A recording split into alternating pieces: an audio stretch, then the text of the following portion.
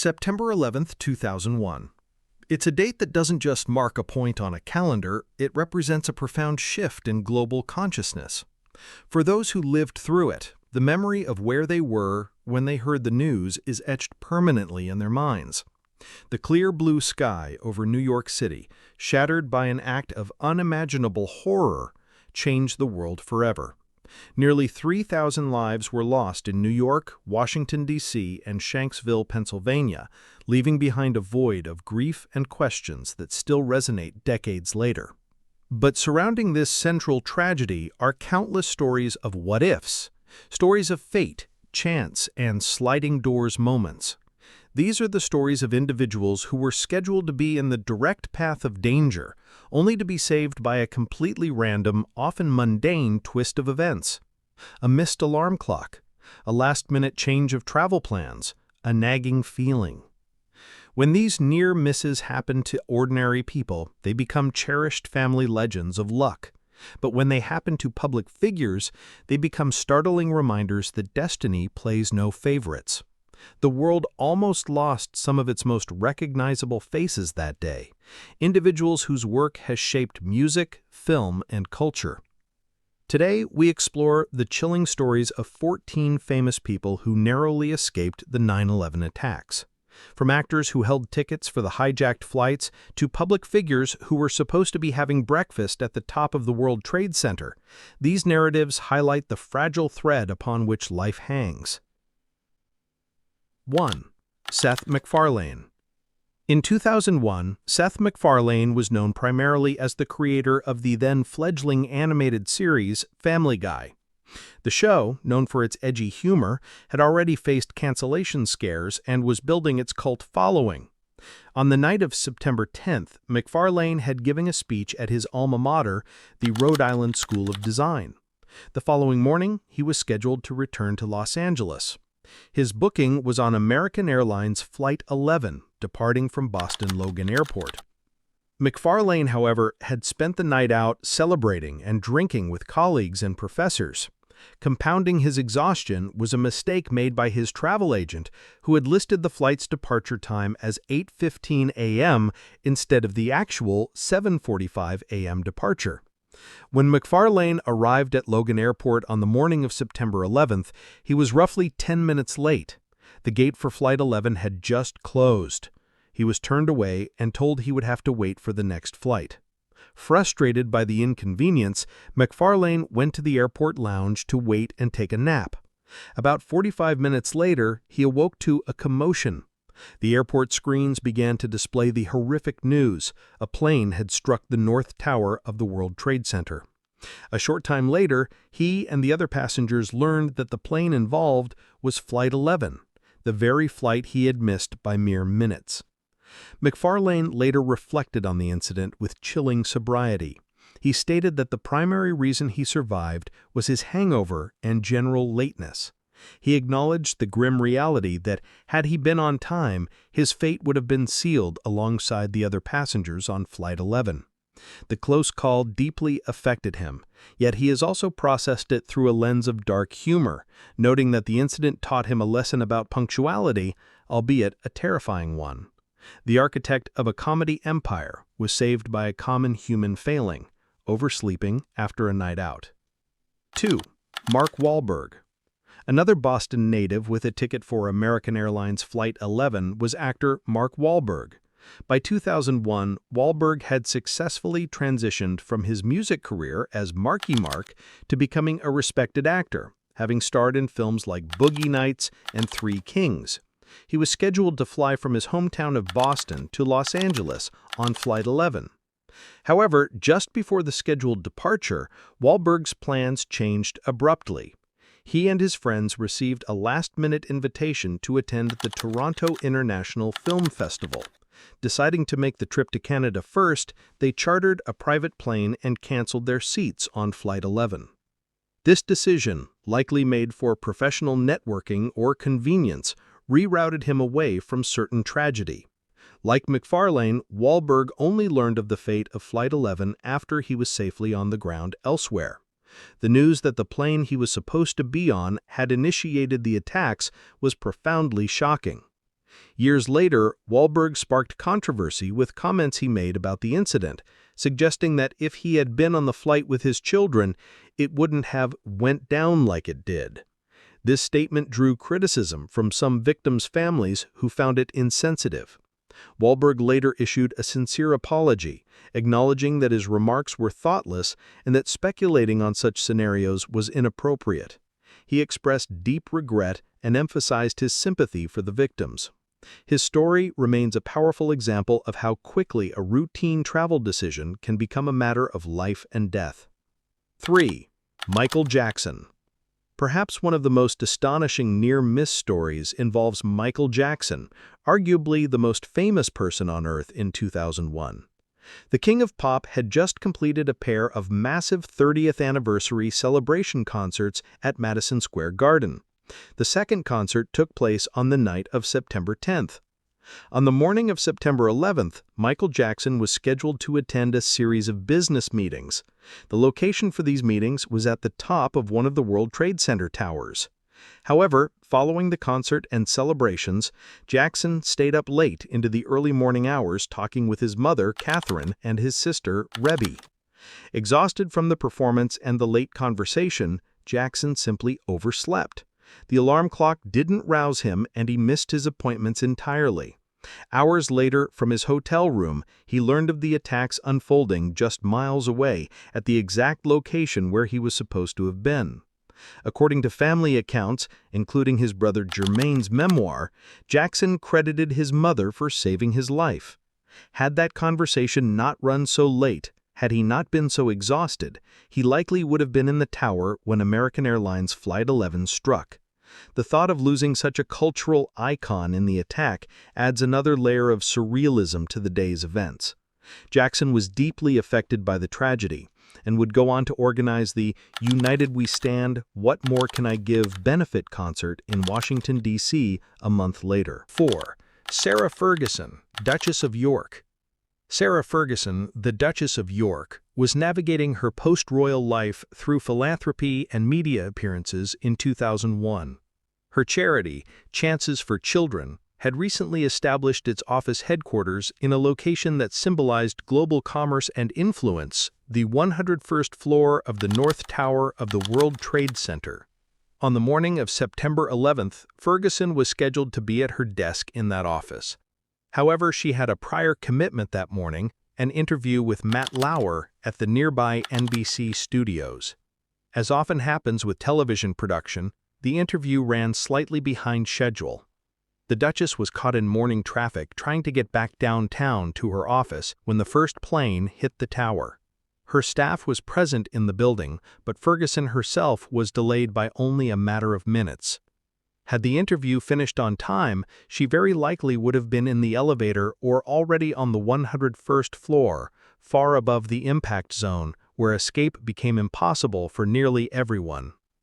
The near miss left a permanent mark on Ferguson. She later revealed that in the aftermath, she created an alter ego named Little Red, a character she used to process the trauma and to communicate with children affected by tragedy. The experience solidified her commitment to her charity work, driven by the stark understanding of how closely she had come to being a victim herself. 5. Rob Lowe. Rob Lowe's brush with 9/11 didn't happen on the day of the attacks, but 11 days prior. It's a story that highlights the chilling preparation undertaken by the terrorists. Lowe, then starring in the highly popular series The West Wing, was a frequent flyer. On August 22, 2001, he took a routine flight from Washington Dulles Airport to Los Angeles. The flight itself was unremarkable. Lowe noted in his autobiography that he didn't interact much with the other passengers. It wasn't until after 9/11 that the true nature of that flight became clear. Lowe learned that he had been flying alongside several of the men who would later hijacked American Airlines Flight 77, the plane that crashed into the Pentagon. The flight he was on had been a dry run for the operation. He later received notice from the Attorney General of Maryland informing him that he would need to be prepared to give evidence against Zacarias Moussaoui, the so-called 20th hijacker. Lowe realized in hindsight that his mundane flight experience was actually observation of the final stages of a terrorist plot. The thought that he had shared air and space with the future perpetrators, completely unaware, was profoundly disturbing to him. 6. Larry Silverstein. For real estate developer Larry Silverstein, the World Trade Center was more than just an office folio. In a highly publicized deal, Silverstein had secured a 99-year lease on the entire complex just 6 weeks before the attacks, in late July 2001. Silverstein had a strict daily routine. Every single morning, he would meet with tenants and conduct business over breakfast at the Windows on the World restaurant, located on the 107th floor of the North Tower. On the morning of September 11th, he was scheduled to be there as usual. However, on that particular morning, his wife, Clara, intervened. She insisted that he break his routine to attend a medical appointment with his dermatologist. He initially argued against it, wanting to keep his work commitments, but ultimately relented to his wife's persistence. While Silverstein was at the doctor's office, the attacks began. The decision forced upon him by his wife saved his life. Tragically, Silverstein Properties lost 4 employees in the attack. Furthermore, his 2 adult children, Roger and Lisa, also worked at the complex and were running late that morning, narrowly avoiding the disaster themselves. Silverstein, who lost his massive investment but gained his life, would spend the next 2 decades dedicated to rebuilding the site. 7. Howard Lutnick. Howard Lutnick, the CEO of financial services firm Cantor Fitzgerald, faced one of the most devastating personal and professional losses of 9/11. Cantor Fitzgerald's offices occupied floors 101 through 105 of the North Tower, the very top of the building, directly in the path of Flight 11's impact. Howard Lutnick should have been in his office when the plane hit. However, September 11, 2001 coincided with a significant milestone in his family life, his son's first day of kindergarten. Lutnick chose to delay going to work so he could personally take his son to school. This parental duty placed him outside the tower when the attack occurred. While Lutnick survived, the cost to his company was catastrophic. Cantor Fitzgerald lost 658 of its 960 New York employees that day, representing nearly a quarter of all victims in the World Trade Center collapse. Among the dead was Lutnick's own brother, Gary Lutnick. Howard Lutnick became one of the most prominent public faces of grief and resilience, dedicating himself to rebuilding his company and supporting the families of his lost employees through the Cantor Fitzgerald Relief Fund. 8. Patti Austin. Grammy-winning jazz and R&B singer Patti Austin was booked to fly on United Airlines Flight 93 from Newark to San Francisco on September 11th. Flight 93 would become famous for the passenger revolt that prevented the hijackers from reaching their intended target in Washington, D.C., crashing instead into a field in Shanksville, Pennsylvania. Austin was in New York to perform at the Michael Jackson tribute concerts on September 7th and 10th. She was scheduled to take Flight 93 home the following morning. However, just before she was due to fly, Austin received devastating news. Her mother, who lived in San Francisco, had suffered a severe stroke. Without hesitation, Austin changed her travel plans, taking an earlier flight on September 10th to be by her mother's side. The family emergency, while tragic in itself, pulled her off the manifest of Flight 93. When she learned what happened to the flight she was supposed to be on, she was overwhelmed by the duality of fate. Grieving her mother's health crisis while simultaneously processing her own miraculous escape from a historical tragedy. 9. Ian Thorpe. In 2001, Australian swimmer Ian Thorpe, known as the Torpedo, was one of the biggest athletic stars in the world. He was in New York City on vacation. On the morning of September 11th, Thorpe decided to do what millions of tourists do: visit the observation deck of the World Trade Center. He left his hotel and was heading toward Lower Manhattan in a taxi. Partway through the journey, he realized he had forgotten his camera. Wanting to capture the iconic views from the top, he instructed the taxi driver to turn around and take him back to his hotel to retrieve it. He was back in his hotel room when he turned on the television and saw footage of the North Tower on fire. He watched in real time as the second plane hit the South Tower. Had he not forgotten his camera, had he continued on his original path, Thorpe would likely have been inside one of the towers at the exact moment the attacks began. The simple act of forgetfulness saved him from a terrifying ordeal. 10. Jackie Chan. Global martial arts superstar Jackie Chan had a project in development that in hindsight seems eerily prescient. The film was titled Nosebleed, and Chan was set to play a window washer at the World Trade Center who uncovers a terrorist plot. The production schedule called for filming to begin in New York City. Specifically, there were scenes scheduled to be shot at and around the base of the World Trade Center on the morning of September 11th. However, the production encountered a common hurdle in filmmaking: script problems. The screenplay wasn't ready on time and key elements were still being reworked. Due to these creative delays, the start date for filming in New York City was pushed back. Chan was not in New York City on September 11th because the movie he was supposed to be making there wasn't ready to shoot. The project was immediately and permanently canceled following the attacks, given its now unthinkable subject matter. 11. Gabure Sidibe. Years before she received an Academy Award nomination for her breakout role in the film Precious, Gabure Sidibe was a college student in New York City. She attended classes at the Borough of Manhattan Community College, or BMCC. The BMCC campus is located very close to the World Trade Center complex, specifically Fitterman Hall, which was situated directly across from 7 World Trade Center. On the morning of September 11th, Sidibe had a class scheduled. However, like many college students, she overslept and decided to skip her morning class. This decision kept her away from the campus when the attacks occurred. Fitterman Hall was heavily damaged when the 47-story 7 World Trade Center building collapsed later that afternoon. The building ultimately had to be demolished and rebuilt due to the extensive contamination and structural failure caused by the collapse of the Twin Towers. Sidibe's decision to hit the snooze button kept her clear of the chaos and debris that engulfed her campus. 12. Michael Lomonaco.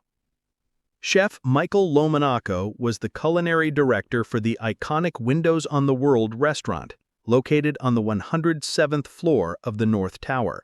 It was a high-pressure job that required him to be present early in the morning. On September 11th, Lomonaco planned to arrive at his usual time. However, he remembered that he had a damaged pair of eyeglasses. He decided to make a quick stop at the LensCrafters located in the World Trade Center's underground concourse to see if he could get them repaired before heading up to the restaurant. He arrived at the concourse around 8:15 a.m. While waiting for the repair, he heard a tremendous explosion reverberate through the complex at 8:46 a.m. The lights flickered and debris began to fall. Lomonaco was evacuated from the concourse level. He escaped the complex, but because he was delayed on the ground floor, he survived. Had he gone straight to his office on the 107th floor as planned, escape would have been impossible. Tragically, 79 of his employees and 91 restaurant guests present that morning perished. 13. Jim Pierce. Jim Pierce, then a managing director for the insurance corporation Aon Corporation, not only worked in the South Tower, but also happened to be the cousin of President George W. Bush. Aon's offices occupied multiple high floors in the South Tower. On the morning of September 11th, Pierce was scheduled to host a large business conference for his company. The original meeting location was set for a large conference room within Aon's offices high up in the South Tower. However, as preparations were finalized, it became clear that the guest list had grown too large for the originally assigned room. A last-minute decision was made to move the entire conference to a larger venue in the Millennium Hilton Hotel, located across the street from the towers. Pierce and his colleagues were safely in the hotel when United Airlines Flight 175 struck the South Tower, impacting many of the floors where Gaon's offices were located. The logistical inconvenience of needing more space directly led to his survival. 14. Gwyneth Paltrow, the ripple effect. Gwyneth Paltrow's story is different. She was not personally in danger, but she was unknowingly part of someone else's near-miss story, illustrating the incredible ripple effect of chance. On the morning of September 11th, a woman named Laura Lundstrom was running late to her job at the World Trade Center. She rushed out of her apartment building and jaywalked across the street to catch her train. As she did, a silver SUV came speeding around the corner and nearly hit her. Both the driver and Lundstrom slammed on their brakes, stopping just in time. Startled and a little shaken, Lundstrom recognized the driver as Gwyneth Paltrow. This brief, heart-stopping encounter delayed Lundstrom by only a few seconds. But in that short span of time, the doors of her subway train closed. She missed it. Forced to wait for the next train, she arrived in Lower Manhattan just after the first plane had hit. Had she made that initial train, had she not been delayed by Paltrow's car, Lundstrom would have been at her desk on the 77th floor of the South Tower when it was struck. Paltrow only learned of her role in Lundstrom's survival years later, a story that highlights how our smallest, most random interactions can have consequences beyond our imagination. Conclusion: 14 stories of fame, fortune, and fate. A missed flight, a doctor's appointment, a forgotten camera, a late script. For every survivor of September 11th, there is a story of a seemingly insignificant choice that made all the difference. While we are drawn to these stories of celebrity near misses because they involve familiar names, they ultimately serve as proxies for the thousands of similar stories belonging to ordinary New Yorkers, office workers, and first responders whose lives were also spared by chance. But for every story of a fortunate escape, we must remember the nearly 3,000 stories that ended in tragedy. The empty chairs at dinner tables, the calls that never came, and the heroes who ran into the buildings when everyone else was running out. The legacy of September 11th is not found in the what-ifs of those who survived, but in the memory of those who were lost and the resilience of those who stayed behind to rebuild. Thank you for watching. If you found these stories compelling, please consider subscribing for more content that explores history, legacy, and survival. We will never forget.